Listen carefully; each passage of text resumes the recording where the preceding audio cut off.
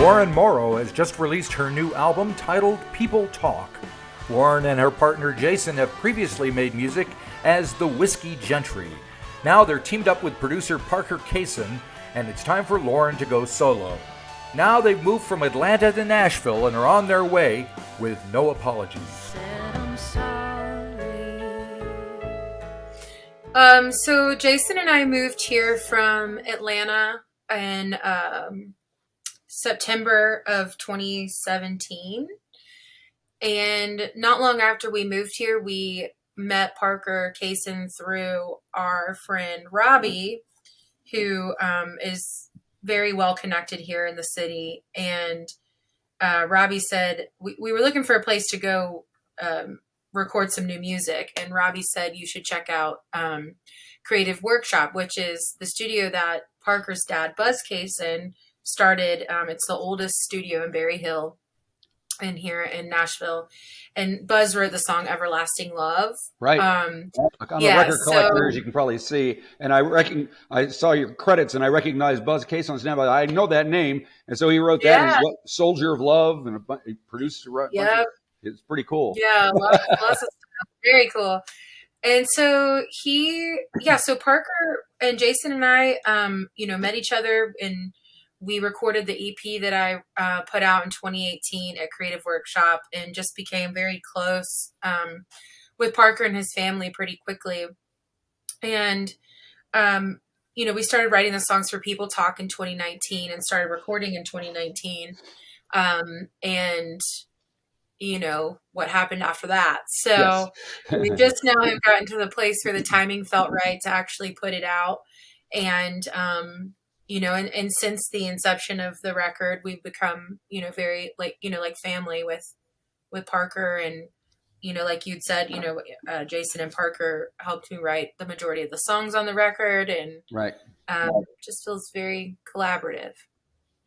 So did you kind of take on different roles, the three of you, as producers, writers, decision makers?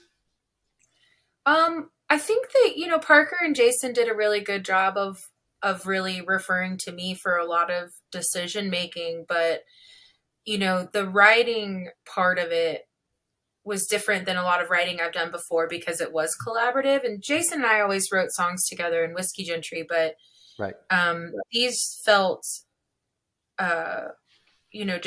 just easier for the two of us to come up with ideas together, and then also to include Parker in it. And, and sometimes Parker would have ideas that really changed the way that the song sounded, and sometimes Jason would, but yeah, they were all very respectful of me, it being, my record and what ideas I had on it. Right. So you mentioned Whiskey Gentry, the band that you guys were in before this, and now you're solo, so to speak. Yeah. Has that caused you to kind of relook at yourself and how you approach your music and how you think about it and how you present yourself? Yeah, I think so. I mean, it was Jason's idea really for me to become a solo artist once we knew that Whiskey Gentry was kind of coming to an end. And, it's definitely it was really scary at first, but, learning to kind of know that, I don't know, kind of just trust yourself and, trust the songs and the ideas that you have. And that's been a learning curve that's happened over the last few years. But I think also, with Whiskey Gentry, there was a lot of cooks in the kitchen sometimes. And so it's been interesting to just have a couple of ideas from different people and writing with, less, how do you say that? Not less opinions, because we have opinions, but maybe a more defined sense of what the music should sound like, if that makes sense. And what do you think the music should sound like here, as opposed to what it sounded like before? Well, Whiskey Gentry definitely there were so many bluegrass elements. A lot of the songs were really fast. And this record definitely has a lot more influences of mine, I think, personally. And, with 90s alternative and kind of 80s new wave stuff coming in, and Right. Still some, country elements, but I think it was just trying to get away from the fact that, like, just because my voice could lend itself to sounding country didn't necessarily mean that that was the genre that I needed to be in or that I really wanted to be in. Right.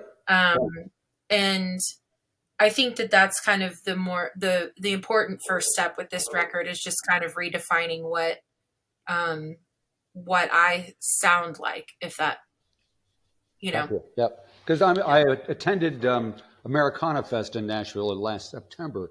It was my first time there, and the first band that I saw there was some English band that had no twang at all. I mean, there was no, but it was they fit in for some reason, and that seems to be the case that I found throughout that whole week that I was there. Was it encompasses everything these days, and you don't have to, sound like a country rock band or whatever, a folky bluegrass thing in order to fit in. Have you found that to be the case for you? Yeah, I think so. It's going to be interesting to see what happens when this record comes out, and where that kind of, where it lands me in certain genres or not. Yeah. I don't know. But like, I was just like driving to a doctor's appointment, and they were playing a bunch of songs on the radio here from Jackson Browne. And I always think about, like, if these artists like Jackson Browne and Tom Petty and Sheryl Crow were to come out today, if, that they would likely be put into that genre of Americana, because it does encompass so much. Yep. Whereas like for the longest time, and still is, it's just like, well, what does it sound like? It's rock and roll. Yep. Or rock, or, I don't know. So I do think that, the umbrella is so wide, and and for the Americana genre, and I think that it's ever growing too, versus like when Jason Isbell put out Southeastern and what that sounds like versus some of his new stuff that's coming out. You know what I mean? Like it's testing the kind of boundary. Gotcha. Now the album kicks off with a tune called "I'm Sorry." So why do you have that at the top of the record? Said I'm sorry. Won't you tell me what it takes to move on? Said I'm sorry, but I can't take all the blame for so long.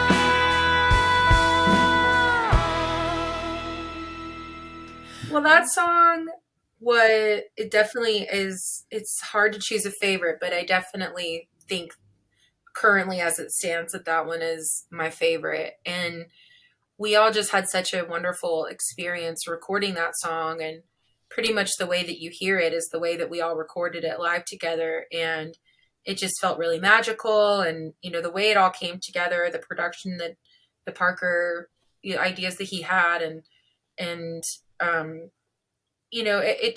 I just think it's really beautiful. And it was not my choice to start the record with.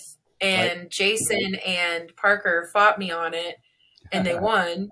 But, after some convincing, I was kind of like, well, I see, it does kind of set the tone, I think, sonically for what you're getting into. Yep. Versus, I wanted to start the record with the song Nobody But Me, which is a very, like, a pretty rocking, song. I think, so I'm glad with the decision that we made. Yeah. It's got a pretty cool guitar solo in there. Is that Adam Meisterhouse playing that? Meisterhans, yeah. In which song? So he does a lot of the lead on the record, but yes, he's doing I'm referring to I'm Sorry. Yeah. And and he that was such a brilliant, just kind of like I said, just feeling the song, and it just happened, and I love it. Cool. And then you're still apologizing on "Only Nice When I'm High." The first lyric is there. So it's kind of a theme. Theme. And that was the first single that you released from the record. So yes, and a cool video as well. So what do you care to share about that song? I'm only nice when I'm high. You thought I'd be a pretty fun time. The perfect incarnation of the girl of your dreams turned out to be a frozen up neurotic ice queen. Maybe it's right.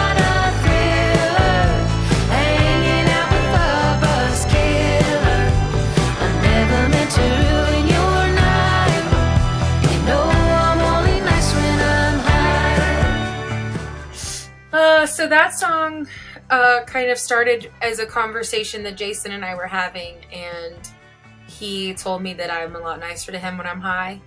And there's truth to that. I make no bones about the fact that I am pretty keyed up a lot of the time, and Right. I have a generalized anxiety disorder, and I just think too much. And sometimes it's easier for me to turn off that side of my brain. And, if I smoke a little weed, and I don't think there's anything wrong with that. I think that it's a medicinal, it can be used as medicine for a lot of people. And, so yeah, that kind of came, it's less about smoking weed and more about recognizing the way that I am and how I can definitely at times pull a dark cloud into a room, or, and be pretty intense. And I think that, yeah, it just helps me kind of chill and just be a little bit less locked up, if that, Gotcha. Yeah. I see you've got a few interesting folks playing on the record. Carl Brummel does some pedal steel and sax, I think it was. And then baritone sax, yeah. Joshua Headley is on the record. He's been up here at my studio, so yeah. So tell me about how those decisions were made to bring in these special guests on the record. So Parker reached out to Carl. I can't remember exactly whose idea it was for the baritone sax on Looking for Trouble. Right. But there was the need for something to be kind of below everything else and kind of round out that bottom end. And so, yeah, so Parker had asked him, and then also asked him on the song It's You to play pedal steel on it, because he, I guess, does some things that are a little less traditional in terms of the pedal steel world. And we wanted something to be a little different on that song. And Josh Headley and I and Jason have become friends here, and he also knows Parker as well. But we just, Headley and I really love singing together, and we've sung together before. And I just thought that would just be a really fun song for him to come sing on and shout in the background and play some fiddle on, since it's the most kind of country leaning song on the record. That being Hustle, is it? Yes. Yes. Yeah, I love it. But you quote Jay-Z in it. Yeah. Yes, I do. I ain't saying I'm the first and I won't be the last to run out of my dough. But like Jay-Z said, it ain't where I've been, it's where I'm about to go. You got a H-U-S-T-L-E, you got a hustle, baby, just like me. A bartender or a teacher or a television preacher, you're just trying to make your ends meet. There may be a time when my name's in lights, but it won't stop there, you see. I'll be working till I'm dead, cause that's the way I'm bred. Hustle, baby, just like me. I'm glad you picked up on that. Definitely. And you have Lloyd Green playing pedal steel on that? Is that the person who I think it might be? It is the Lloyd Green, yes. Oh, okay. So Parker reached out to him as well, and that was a really fun day having him in the studio. And he's just worked on so many things that we all love. And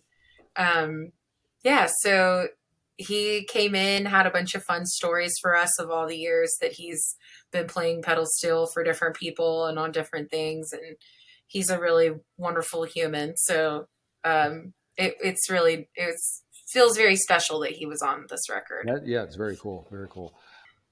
And then are you going on tour, or are you going back to work on more music, or what's the plan? Yeah, so we, on the 8th, we have a in-store at Grammy's record store here in Nashville, which is a pretty... Oh, yeah, I've been there.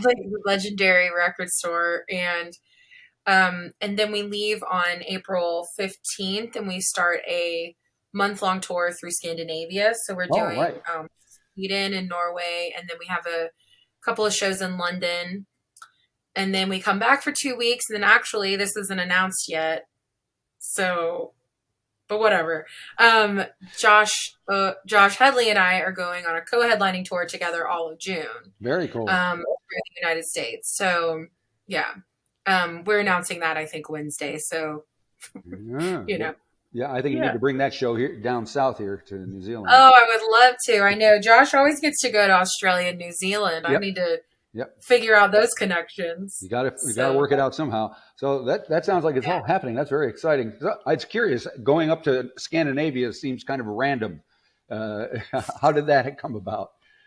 Well, apparently, so there's a company called Rootsy that does a lot of promotions out of Scandinavia, and they always, even in Whiskey Gentry, like we always had our eye on them because they were bringing over our like our peers to come play there. And they just have a really great, team that they put you in these towns through Scandinavia. And, and apparently, I mean, I've met so many Scandinavians at Americana Fest or Bristol Rhythm and Roots that are so into roots music. I think it's going to be really fun. And I'm looking forward to it. All my family's from Norway on my dad's side. So finally get to go see where this skin tone comes from. Find your roots. Yeah. Very good. Totally. All righty. Well, it sounds like it's all happening. Thank you so much for taking time to talk to me. Hope you stay safe in Nashville there, because thank you. I know. I was like, oh, not again. It's terrible. I know. Well, so hopefully next time we talk, I'll be in New Zealand. Yes, you need to be. Absolutely. Yeah. And come around to my studio and we'll get you and Josh up here. That would be cool. That would be so fun.